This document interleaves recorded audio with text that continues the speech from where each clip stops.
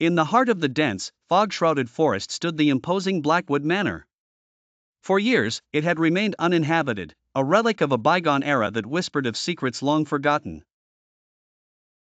The townsfolk spoke in hushed tones about the mansion, claiming it was cursed, haunted by spirits who met tragic ends within its darkened corridors. One autumn evening, a young historian named Emily ventured into the forest, determined to uncover the truth behind the manor's eerie reputation. Armed with her notebook, flashlight, and an unyielding curiosity, she approached the grand entrance. The heavy wooden doors creaked open, revealing the dust-laden interior.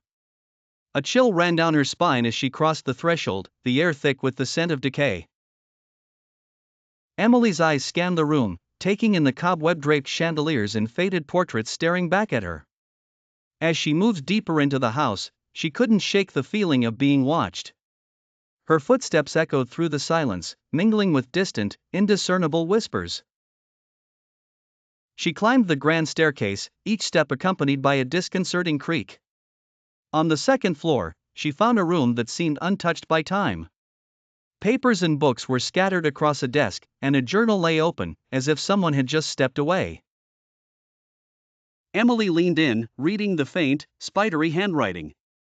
The journal belonged to the manor's last resident, Catherine Blackwood, and detailed her descent into madness after the sudden death of her husband.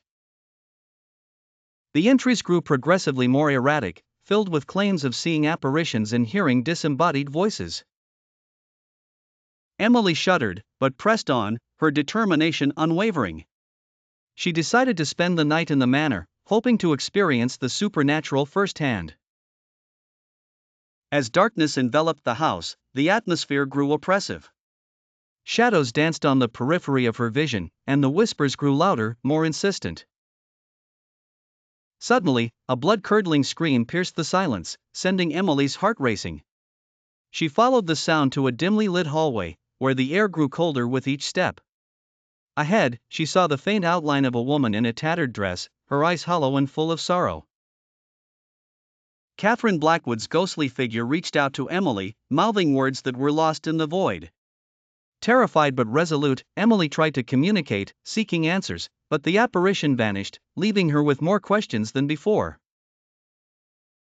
That night, Emily barely slept, her mind racing with thoughts of Catherine's tragic fate.